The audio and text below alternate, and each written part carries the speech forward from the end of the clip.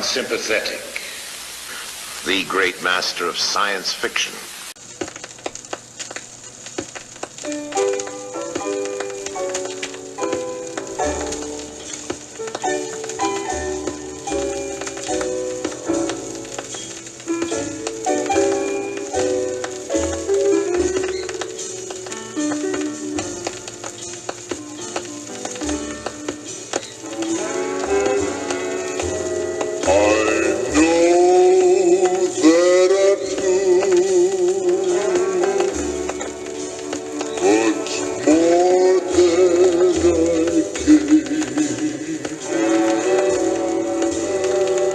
Distinguished novelist, historian, prophet, who was also 33 years as the 60-minute stopwatch ticked away. So today we are with the Flat Earth server trying to discuss why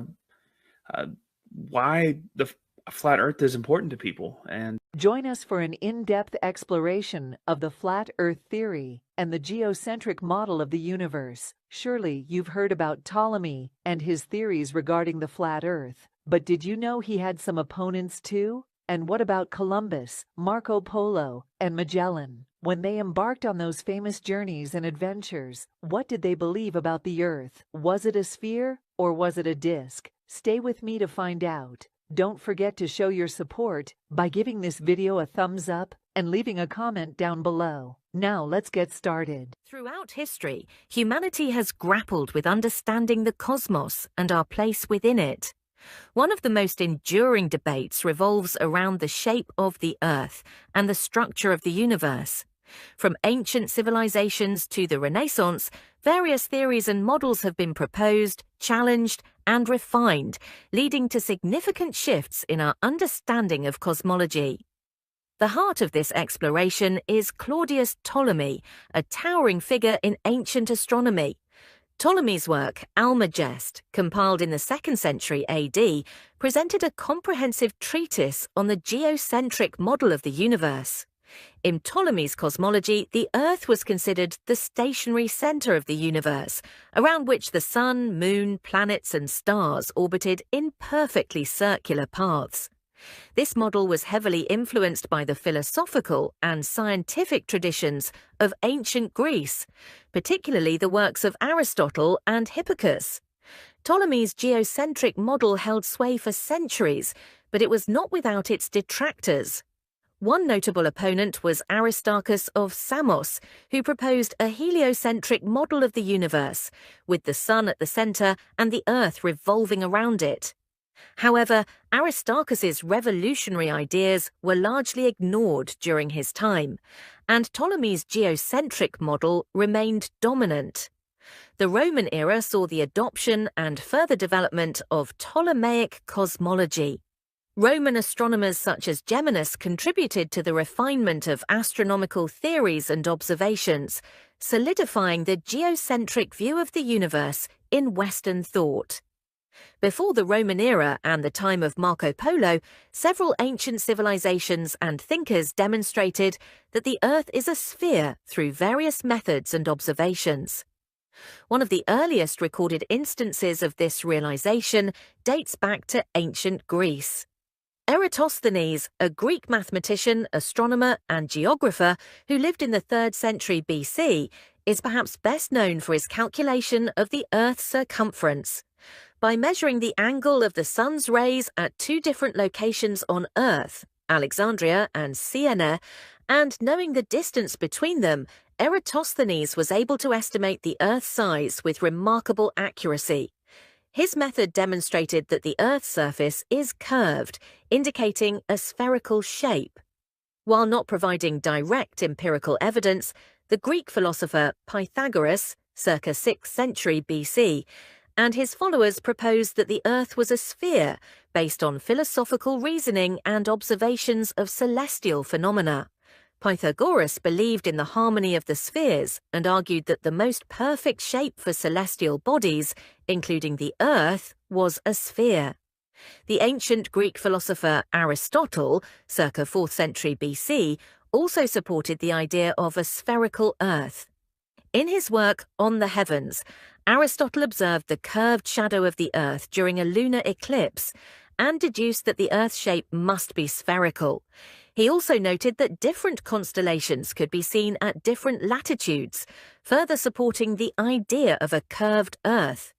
Fast forward to the Age of Exploration, and we encounter figures like Marco Polo, Christopher Columbus, and Ferdinand Magellan. Despite living in an era of expanding knowledge and exploration, these individuals were already aware of the spherical nature of the Earth. Polo's travels in the 13th century provided first-hand evidence of Earth's curvature, while Columbus and Magellan embarked on voyages that further confirmed this understanding. However, it was during the Renaissance that the foundations of modern cosmology were laid. Visionaries like Galileo Galilei, Giordano Bruno, and Nicolaus Copernicus challenged the entrenched dogma of Ptolemaic astronomy. Giordano Bruno, born in 1548 in Italy, was a philosopher, mathematician, and cosmologist ahead of his time. Bruno proposed an infinite universe filled with countless worlds, challenging the anthropocentric view of creation. He advocated for a heliocentric model of the universe, asserting that the Earth was not the center of the cosmos. Bruno's radical ideas brought him into conflict with religious authorities, leading to his condemnation for heresy. In 1600, he was burned at the stake, a martyr for the pursuit of knowledge and the freedom of thought. Galileo Galilei, born in 1564 in Italy, was a polymath renowned for his contributions to astronomy, physics, and mathematics. He improved the telescope, enabling him to make groundbreaking observations that supported the heliocentric model proposed by Copernicus. Galileo's discoveries, including the phases of Venus and the moons of Jupiter, provided empirical evidence for heliocentrism. Despite his scientific achievements, Galileo faced vehement opposition from the Catholic Church, which saw his support for heliocentrism as heretical. He was tried by the Inquisition, forced to recant his views, and spent the rest of his life under house arrest. Nicolaus Copernicus, born in 1473 in Poland, was a Renaissance mathematician and astronomer. His seminal work, De Revolutionibus Orbium Coelestium, presented the heliocentric model of the universe. Copernicus proposed that the Sun, rather than the Earth, was at the center of the cosmos, with the planets orbiting around it. His heliocentric model challenged the geocentric view upheld by religious and scientific authorities. Although Copernicus faced criticism during his lifetime, his ideas laid the groundwork for modern astronomy. The discoveries of Galileo, Bruno, and Copernicus were met with fierce opposition from religious institutions, particularly the Roman Catholic Church. The Church saw their heliocentric views as threats to religious doctrine and authority, leading to censorship, condemnation, and persecution. Fine. Until now, we saw that the Catholic Church was the biggest enemy of the heliocentrism. However, eventually, who convinced this organization that the Earth is not the center of the universe? Well, this person was a German man named Johannes Kepler. Kepler was born on December 27, 1571, in Weil der Stadt, in what is now Germany. He showed an early aptitude for mathematics and astronomy and pursued higher education in these fields. Kepler studied at the University of Tübingen, where he excelled in mathematics and received a Lutheran scholarship to continue his studies.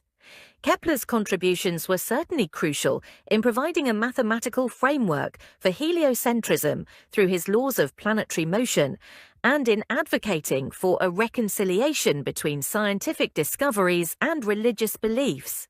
However, the acceptance of heliocentrism was a complex process that involved the cumulative efforts of multiple individuals over several centuries. He formulated 3 laws of planetary motion, which provided a mathematical framework for understanding the motion of celestial bodies in a heliocentric system.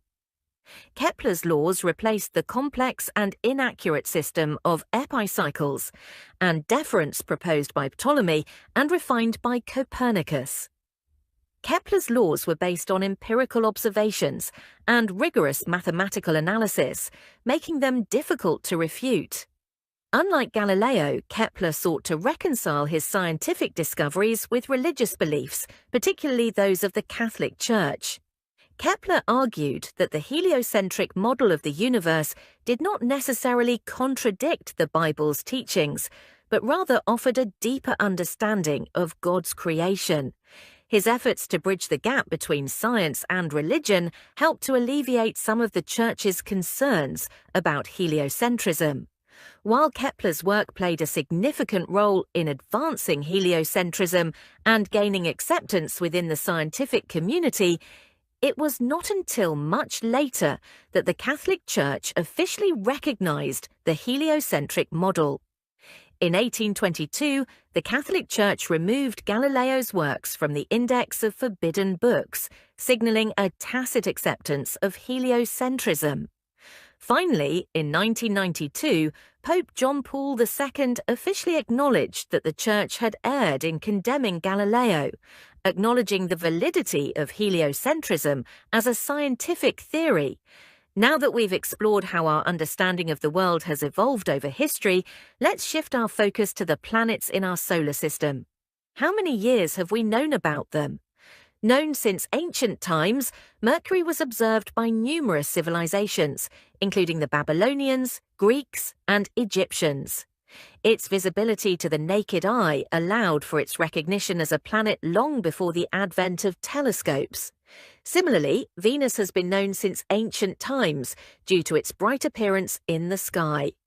Early astronomers, such as the Babylonians and Greeks, observed and recorded its movements. Mars, often referred to as the Red Planet, has been observed for millennia.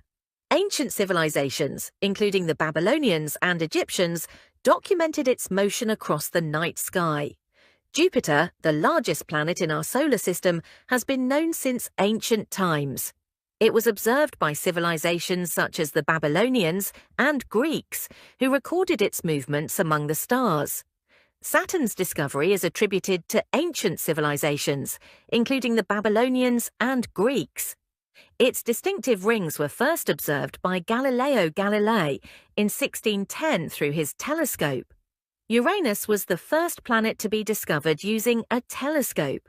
It was first observed by the British astronomer Sir William Herschel on March 13, 1781.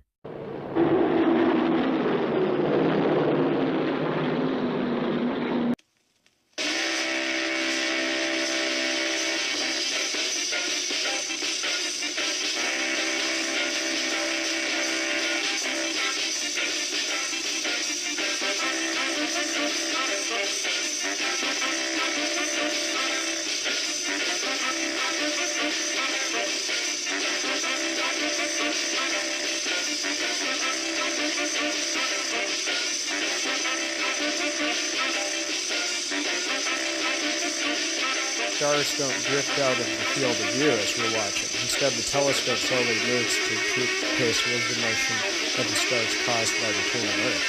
So you're pretty serious about astronomy. When did you get started? Oh, I've been hooked ever since I was 4 years old when I first came here to Griffith Observatory. Did Star Trek have something to do with you getting involved in all this? Well, I've always been a fan of Star Trek, and I think actually imagining traveling from star to star is greatly, enhanced by Star Trek. I became a corporal and then a land sergeant. I was sent over to England early. There wasn't much to do aboard the ship. There was maybe 8,000 troops. A feel of flush coming to my face, and it would get red. Oh yeah, they really have fun when they come up here. The excitement of seeing 4,500 stars in our planetarium theater, and also we're showing how the planets move against the background of the stars. We can do this in accelerated time. We don't have to wait every day to watch the motion of the planets. So have you done anything here with the space program? and the early Gemini and Apollo missions, some of the astronauts came to the planetarium to actually train inside the planetarium theater, learning some of the navigational stars. And they would, there was a special chair that they were suspended in, just below the dome of the planetarium and above the planetarium projector, and they would spin them around, and they would quickly name the names of the navigational stars one by one as they spun around. It was just to get them orientated to what they would actually see from the spacecraft while they were in orbit above the Earth. My goodness. What would you say to somebody who's thinking about going into astronomy? Okay, the role that Griffith Observatory plays today is still important since the building was built. Basically, we're here to promote the science of astronomy and other related sciences. And when people come here, they learn a lot about the sciences. And many of the school children that come here to see our planetarium shows get fascinated in the science of astronomy. And later on in their lives, they may choose a career in astronomy or related sciences. So it's really a good start for them to come up here and watch the planetarium shows and see our exhibits. Hey, want to listen to some tunes? Fighting in the streets with our children that I feed, and the morals that they worship will be gone. Every rooster is on, set the judgment all wrong. They decide and the shotgun sings the song. I'll tell you about that, new Constitution, left out for the new revolution. Silent green, she's all around, give my guitar away. Just like yesterday, I get on my knees and pray. We don't get fooled.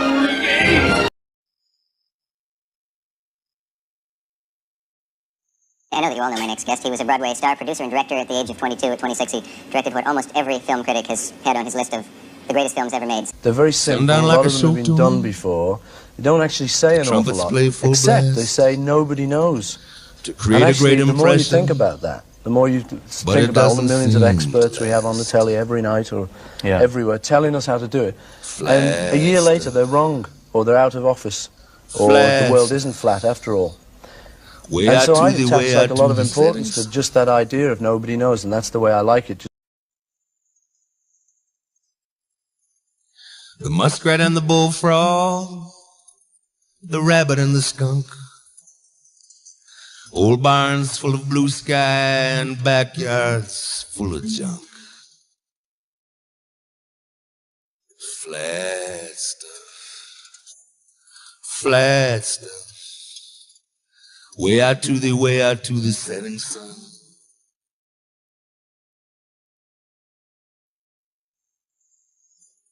You can't find no river that ain't low and brown, full of 16 catfish who just lay there farting around. In the flat stuff, flat stuff.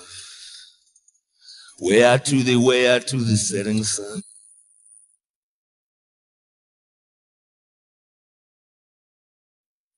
And Pete hollers to Ruthie, open me a beer.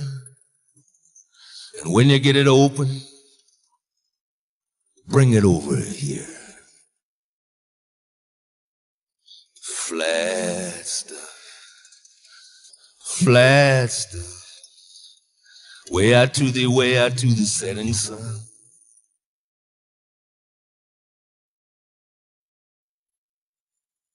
The sun looks like a cookie that didn't come out right.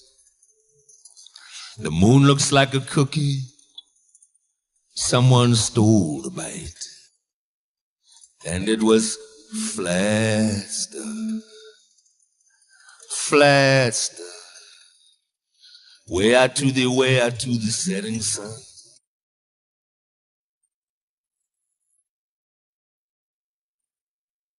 And when them old boys come through, sometimes I think it would have been best It's too flat here. And just kept going west. Out of the Round, flat. The world, she's flat. Flat. The world, she's around. She's flat. Way out to the south. Yeah. Son. What's up, Docs? I'm a disgust. Nobody believes that the world she's around.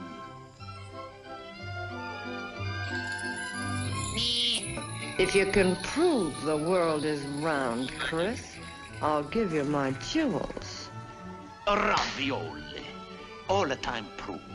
Prove a schmoove, she's around. Don't let your spaghetti boil over, Chris. I'll prove it for you. How you gonna prove? I'll show you. You can tell everybody about a ball in space.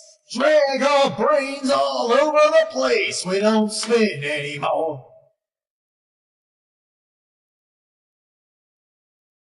You can trick everybody about the state they're in. We can't pass the line about the places they've been. We don't spin anymore. Whoa. We don't spin anymore, yeah. We don't spin in our days. We can't see the mind games you play. 'Cause we've been checking all the science that you say makes sense. And it seems to us you use a fisheye lens. We don't spin anymore.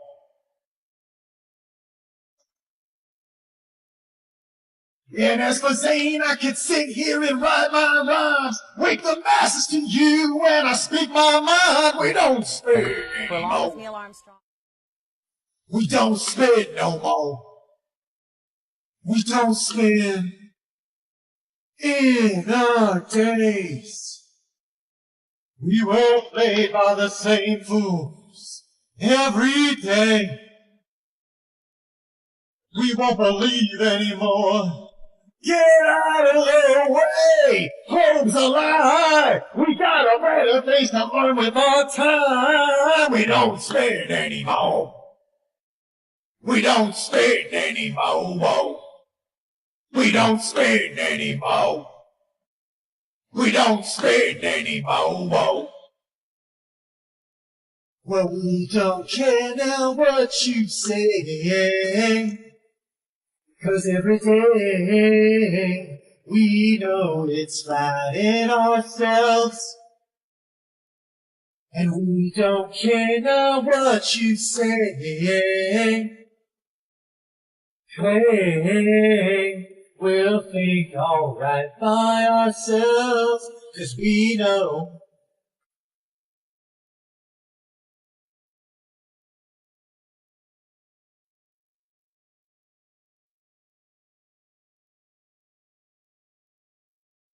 If you remember all the times you lied so hard, and you laughed in our face 'cause you held all the cards, we don't spin anymore.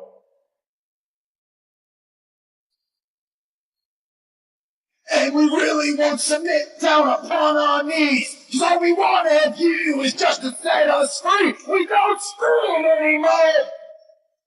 Yeah, we don't spin no more.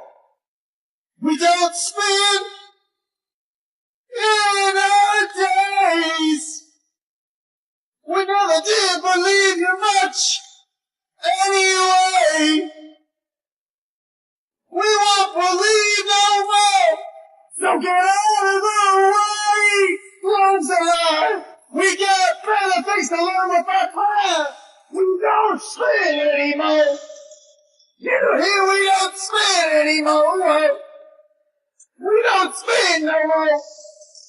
You listen, we don't spin no more! No more! Whoa! Yeah. Whoa! Yeah. Whoa! Yeah. You know we don't spin no more! Don't spin no more! No more! Don't No more. No more. No more. No more. No more. No more. No more. No more. No more. No more. No more. No more. No more. Yes, a mutiny. The captain thinks the world is around, see? But we all know it's a flat, right? Of course it's flat. Sure, I know the world is flat. Well, so do I. Everybody knows that. Good, good. You know, there's Jack, and I like him better in this one and all that. It's very hard for me not to completely take away my friends who were in it and how they did that. And it's very hard for me to turn all those things off and enjoy it as you ought to. Yeah, I would think that making movies would kind of spoil them for you. To some extent, don't you think? Yes, yeah. You become more and more aware of the technique that the director is using. And people you know and all that, there they are, you know. It's hard not to put those things into it. But I'm a pretty good movie fan. Still go? Oh, yes, I love them still. When they're great. We have a message. That's one of the problems you don't have in movies. After this brief message, we will return this message.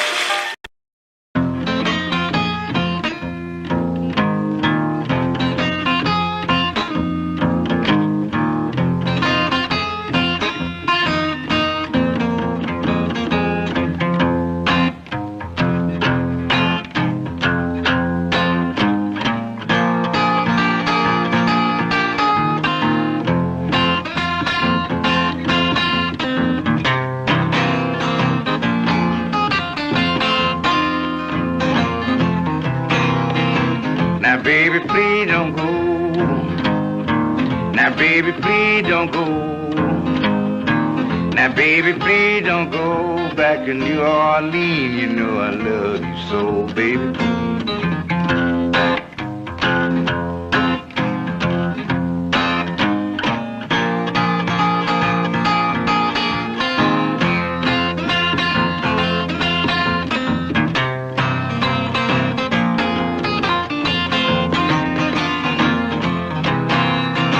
I be a man and gone.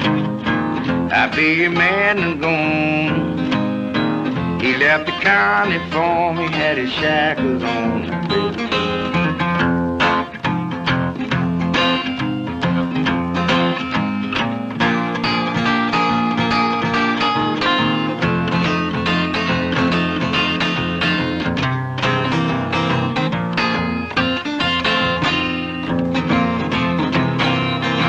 Now don't you call my name.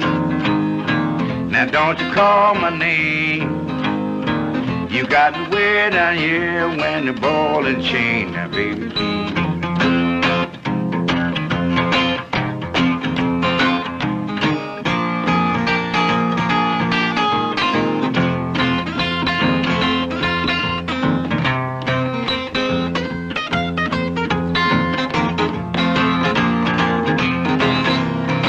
Now baby, please don't go. Now baby, please don't go. Now baby, please don't go back to New Orleans. You know I love you so, baby.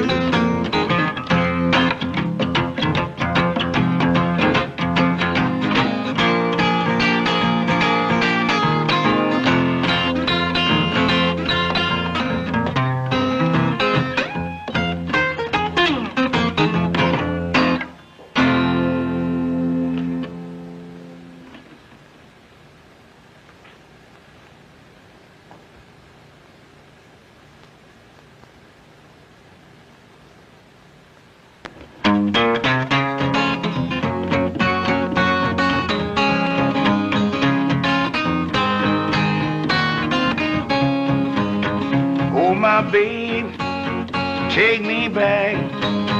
Won't do nothing you don't like.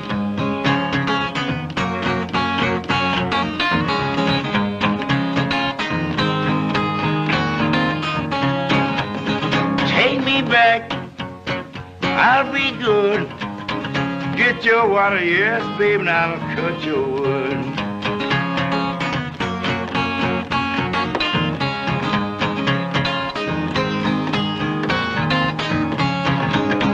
Take me back in the winter time.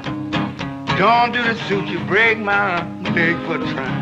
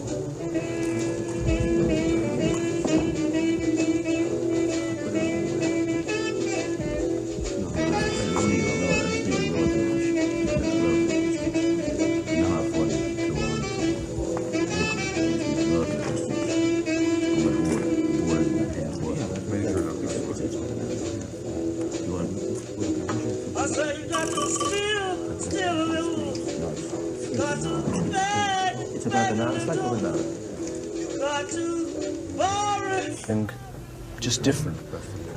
I've always had at the back of my mind, you know, this idea to do something like it. Got to treat me right. That's the way you do, darling, when you're giving me love. Oh, yeah.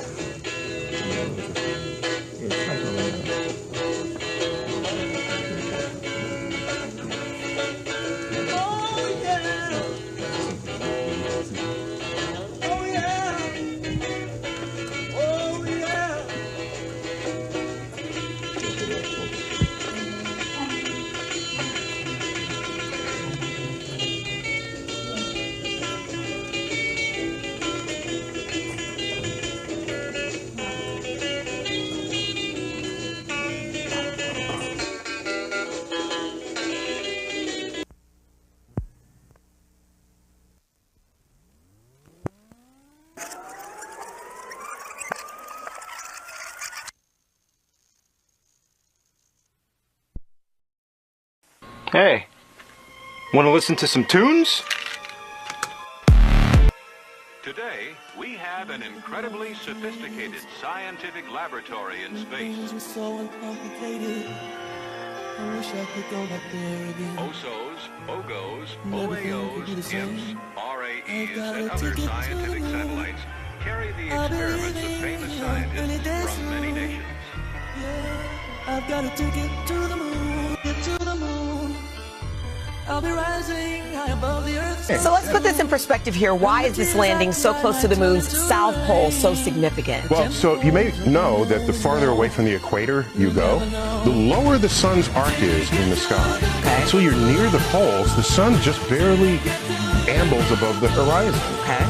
The same is true on the moon. If you go to the South Pole, where there are craters that have rims, the altitude of the sun over the horizon is not high enough to reach the bottom of the crater. So it's literally where the sun don't shine. Okay.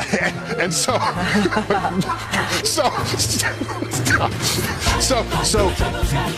when the moon's hit by asteroids and comets have water. If water lands in those places, they're called pole traps, and the water never goes away. Well, that's the key there, the water. So you're near water.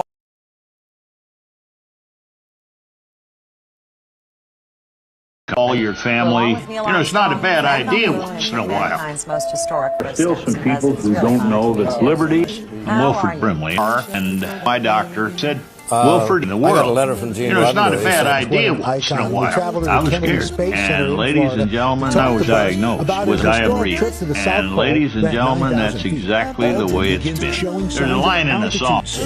He's evacuated from the scientific research and taken to a hospital in New Zealand where he spends a week recovering from congestion in his lungs. The song.